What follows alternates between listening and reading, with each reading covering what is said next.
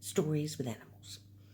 So, this old guy, he was Big Al.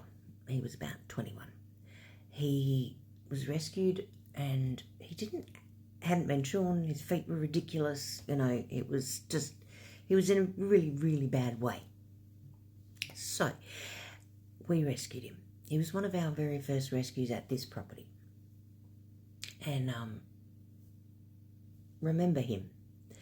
So my daughter, who loves horse riding, was out in the back paddock with her horse, and she had set up these jumps. So it was just basically 2 blue barrels with a pole over the top. So she jumps over this bloody makeshift jump, and the horse flips a bit. She goes flying over the top. So she's on the ground.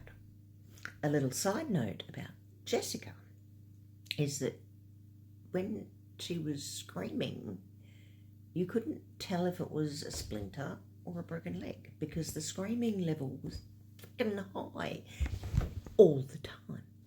So she's on the ground screaming like a feral. My mum and my stepdad are under the patio. My husband is out near the cars. All of us could see Jessica in the paddock screaming like a banshee. So me being the dutiful mum, leapt over the fence, which I wouldn't do now because I'd probably pee my pants or something or cause an injury or break a hip. But I jumped over the fence, ran to her and sort of slipped a bit and sort of ended up crouched over the top of her. So she was lying underneath me. And I'm going, you're right, you're right, you're right.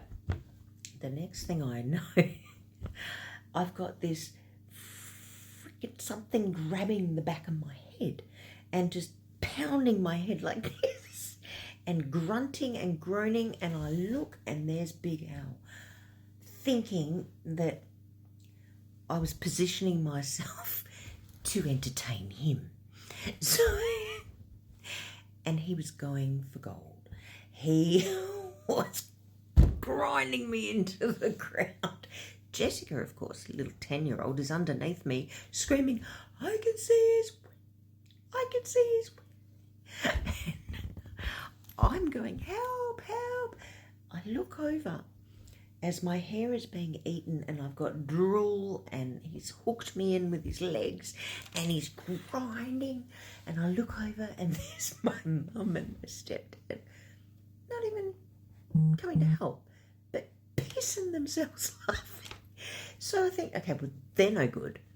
So I scream, help, honey, I'm being violated. I look over and he's on the ground. He is literally on the ground, pissing himself laughing.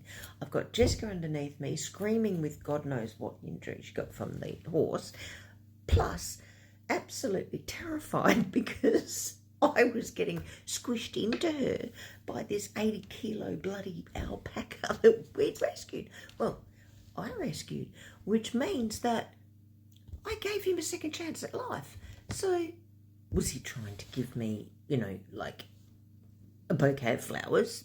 But it came all wrong because I had bite marks on the back of my leg, the back of my neck.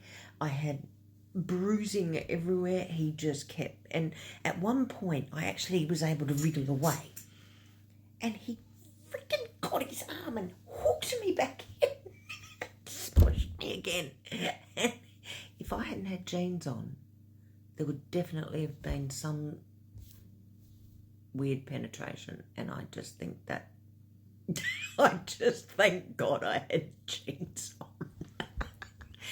So after this, now bear in mind, this is like 5 minutes of screaming at the family. Mick finally comes in. He's able to get up. He's got tears. He's got dirt. He's just like freaking comes in the paddock trying to get Big Al off me. But Big Al felt that, well, no, this is my woman, not yours. So he turns on Mick. So Mick's like grabbed him around the neck, trying to stop him, and he's going, get up and run, get up and run. So I get up. I'm trying to drag Jessica with me because, you know, she's injured from the horse incident. Mind you, the horse is being a spectator to all of this. He's just standing there like... So there goes Jessica and I through the paddock. Got to get her over the fence. So I hoofed her over the fence. Meanwhile, I turned back. Big Al's got out of mixed grip and has taken off after me.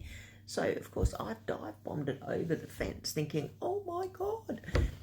And that's why not all rescue animals are well behaved.